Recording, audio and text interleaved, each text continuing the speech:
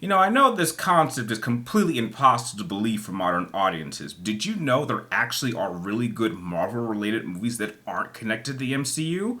I know, crazy, right?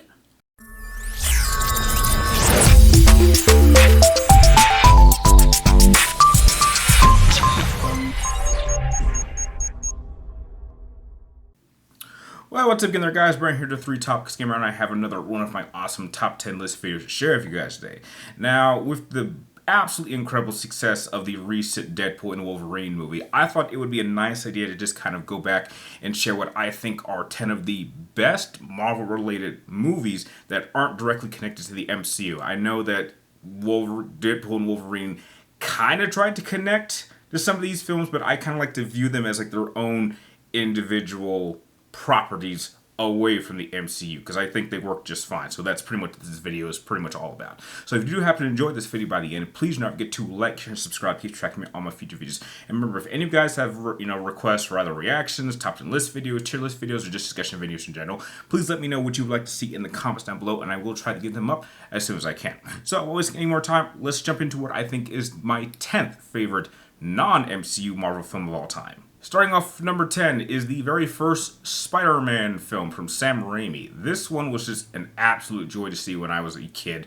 Spider-Man to this day still remains my favorite solo Marvel character of all time. So just actually see this on the big screen back in the early 2000s was just an absolutely amazing experience. Tobey Maguire was the perfect Peter Parker. I thought Willem Dafoe's performance as Osborn was really wonderful. That was actually the first film I can recall I kind of discovered him in, and there's just so many great things. I mean, I think music was great, atmosphere, the action is great, the characters, wonderful performances, and heck, it was the first to what would lead to be a very successful trilogy, despite what people think about the third film. But yeah, this really did set the standards for just a lot of other superhero comic book related movies that would come out over the next decade. And yeah, I still think this is still one of the best ones out there, which is why it's number 10 on my list. Taking a number 9 spot is going to be the very first X-Men film. Now, just as Spider-Man is my favorite solo Marvel character and Batman is my favorite solo DC character, the X-Men was without question my favorite superhero team of all time. Way better than the Avengers, way better than the Justice League. If I had to pick, I would go with the X-Men every single time.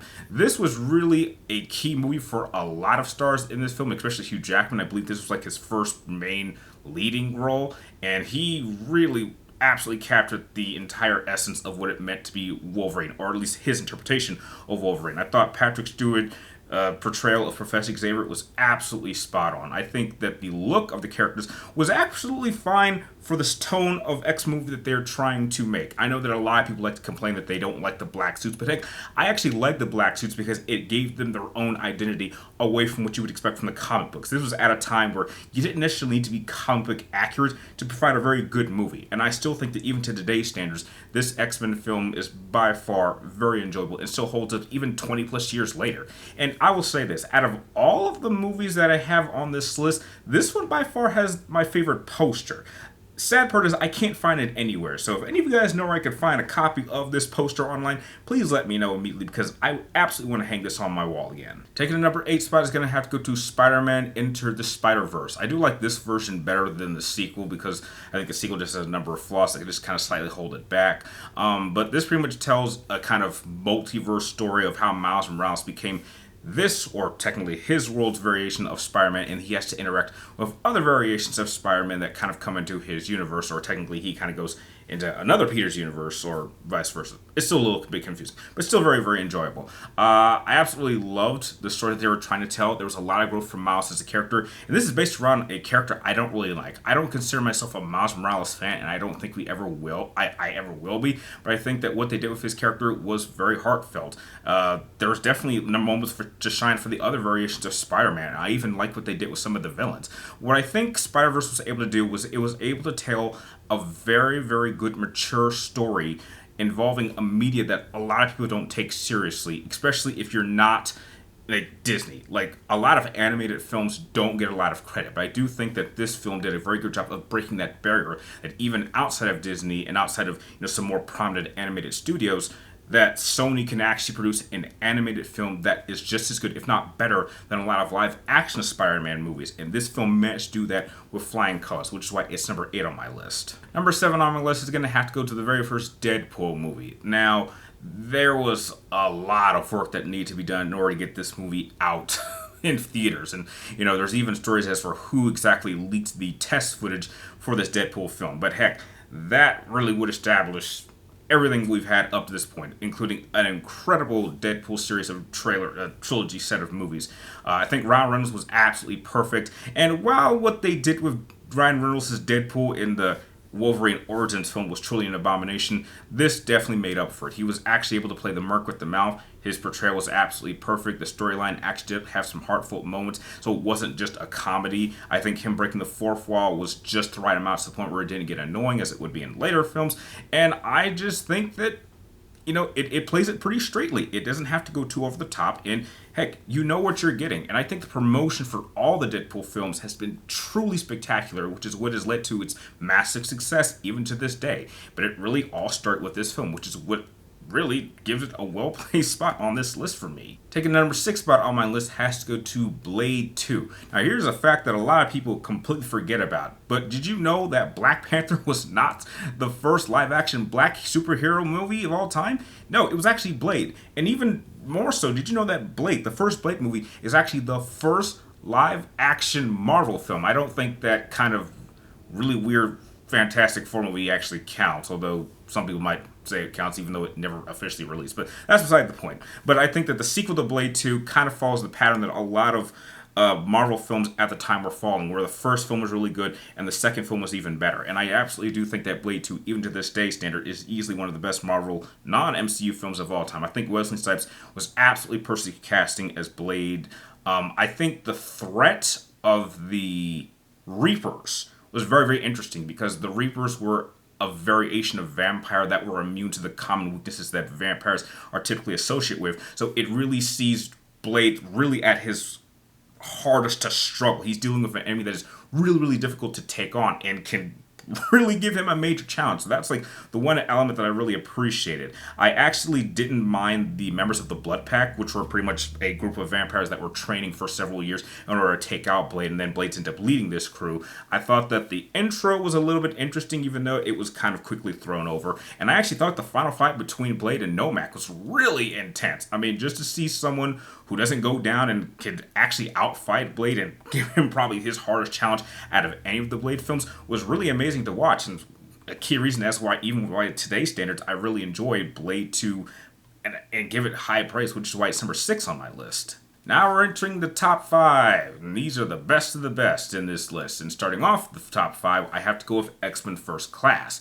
Now this came after the massive failure of Wolverine Origins, and I think Fox Studio kind of wanted to kind of do a soft reboot or tell a different variation of the X-Men team. So actually doing kind of an origin story involving Professor Xavier and Magneto when they first met and were friends, I thought was a great choice. It kind of established a lot of things that were already established in the earlier films. It kind of showed a different time period because, remember, I do believe this took place during the 70s, maybe the 60s if I remember correctly. I thought the use of characters was very beautifully chosen. I think that some of the portrayals of the characters were done better here than in future films time-wise. And I'll even say that it was nice kind of seeing how everything broke down and see the kind of established relationship between characters. I think the characters really make this film as enjoyable as it was. And it wasn't so over the top as other MCU films like to be. But it really comes down to the performances. I think that just everyone just did a fantastic job. And the funny thing is I actually saw this with another comic book movie that I totally forgot I saw that day because of how awesome this was. But yeah, this really did establish a new era of X-Men films that very, very was well handled and very successful, which is why it's number 5 on my list. Taking number 4 on my list is going to have to go to X2. We are now entering the heavy hitters area because a lot of people do consider X2 to be probably one of, if not the best X-Men film to date. I would disagree as there's a couple other ones I would definitely pick over X2, but there's no argument that X2 was absolutely phenomenal. I think the additions to the original cast from the first film were very, very welcome. I would even go so far as to say that the opening attack on the White House involving Nightcrawler is probably one of the best openings to a comic book hero movie ever. I think that the story involving Wolverine's past and his kind of reintroduction to Stryker, who was the man that put the adamantium into his body, I think was a great story. I would say my only flaws is that I think they kind of mishandled or underused some key characters. I mean, one of the most biggest consistent problems that I think the original set of X-Men films had was just the disrespect that they did to Cyclops and how little they used him. And he's supposed to be the leader of the X-Men. It's kind of crazy that the best version of that version of Scott that we see is actually in the first film, and his portrayal just keeps going down and down with every new movie afterwards. So it's just kind of crazy. I absolutely love the team dynamic that they brought here. It was nice seeing Magneto and Mystique actually team up with the X-Men for a little bit, and I think that the primary threat of the film was very, very dangerous because it kind of keyed as for exactly how powerful Professor Xavier can be if he's not careful. And unfortunately, as some of you may know, that did end up happening in a later film. But yeah, it was just a lot of foreshadowing of events that would soon to come, told in a great film with some fantastic action, some great performances, some great visuals, and just a lot of amazing moments that still hold up to this day, which is why it's number 4 on my list. Taking the number 3 spot is Logan. Now, I openly consider that Logan was probably the best film that you could have had to end the Fox period era of X-Men films instead of what happened with X-Men Dark Phoenix, which I kind of wish that film had never been made. But this kind of tells the story of kind of Logan at the end of his life. At this point, the rest of the X-Men, or pretty much all of them, have been wiped out. Charles Xavier is suffering from some serious dementia, which is very badly affecting his powers. And Wolverine comes across this little girl named Laura, who ends up being kind of his genetically engineered clone daughter, who he has to protect while being hunted by this organization who is experimenting with mutant powers in order to, weaponize them. I think out of all the films, this one to me probably has my best and favorite performance as Hugh Jackman as Wolverine. I know he did a phenomenal job in Deadpool and Wolverine, but I felt this one was definitely more tied to the version of Wolverine that we've had all the way since the first film. And one thing that I hadn't even really considered until recently is that this version of Logan is actually the same one that actually lived through the bad future and then went back in time, fixed it, and then lost the X-Men again. So this one has probably been through the most hardship of probably any comic book character I've ever seen in any other film, because he not only got to see his world get destroyed once, he got to see it twice and had to live through that. So to finally see this character kind of get a good resting place and how his story and how his life ended, I thought was really, really beautiful. It was kind of kind of messed with at the beginning of Deadpool and Wolverine, but I think it was done out of good fun. But that doesn't take away from just how incredible of a film Logan is. I would say that it's easily one of the best solo-focused comic book movies of all time that's not associated to anything in the MCU or even DC for that matter. It probably has my favorite solo story of Wolverine ever, so that's why it's number 3 on my list. Okay, now we're in the top 2, and I gotta tell you guys, this was so difficult to decide between these two films because one is arguably probably my favorite Marvel film of all time, and the other is without question my favorite team superhero film of all time. So knowing how to place them between 1 and 2 is difficult. So take this with a slight grain of salt. It's 2 and 1, but it could easily be switched and I wouldn't have a problem with that. But for this particular video, at this current time in my mindset, number 2 has to go to Spider-Man 2. This is without question my favorite Marvel film of all time. I would take Spider-Man 2 over any MCU film of all time, even the really good ones like Winter Soldier or Thor 3 or Iron Man 1. I would easily take Spider-Man 2 over any of those films. This again followed the really popular trend that was happening in the mid-2000s where the first film was really good and the second one was even better. There were so many films, trilogies that were following that trend, including even The Dark Knight, Blade, X-Men. So many were doing this. So this was the high point for Spider-Man. Actually seeing him confront Dr. Octopus, which is easily one of the best Spider-Man villains of all time, was truly incredible. Actually seeing Peter Parker struggle with even wanting to be Spider-Man is a story that's been told 100 times, of course, but to be done in this entire media was an absolutely incredible experience to see. I think the visuals for this film are really amazing. The storytelling is great. The character development is very well earned. There's definitely some hardship moments with Peter Parker where he's really questioning himself, and it adds major consequences. I mean, there's just so much about this film that, heck, I can make a top 10 best things I enjoy about this film. But yeah, it even to this day still remains my favorite solo Marvel film of all time. And I can't really think of any major flaws I have with it. It's just that enjoyable. I easily have seen this film probably more than any other solo Marvel movie ever. It's just there's only one other movie I have to pick over, and it's a team movie. But that doesn't hold anything back from why Spider-Man 2 is easily one of the greatest superhero films of all time and well deserving as a number 2 spot on my list as a non-MCU film. Number 1, and my favorite Marvel non-MCU film of all time, has to go to X-Men Days of Futures Past, which is, to this day, my favorite comic book team film of all time, which is why I kind of give it the slight edge over Spider-Man 2. Now, what I absolutely love about X-Men Days of Futures Past is that it managed to actually connect the original era of X-Men films to the current one at the time. And the big key factor that I absolutely love about this film over other X-Men films is this is really the only X-Men film apart from First Class where Wolverine is not the main focus. If anything, Wolverine is more of a plot device used properly in the story of trying to change the past in order to prevent a horrible future is one I absolutely enjoy.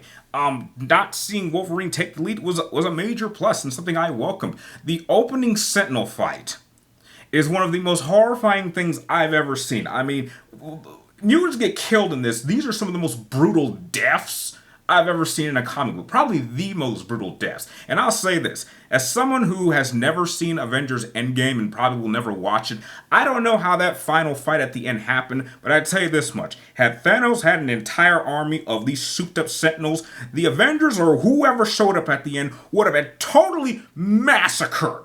It wouldn't have mattered who showed up, how powerful you are, or how many people you bring. There was no way that whoever showed up at the end of Endgame could have stopped an entire army of these souped up Sentinels that kill mutant in the most creative ways, and their ability to adapt makes them the most threatening terror machine I've ever seen in any film. I mean, this is like a T-1000 mixed with a TX on super steroids, able to adapt to mutant powers and absorb their powers. It was creepy. And heck, I even went out of my way to get the kind of extended version on Blu-ray, which has a number of changed scenes that just enhances this film even more. Another thing I really enjoyed is just some of the action set pieces. The Quicksilver slow motion scene is by far my favorite use of slow motion I've ever seen in any film.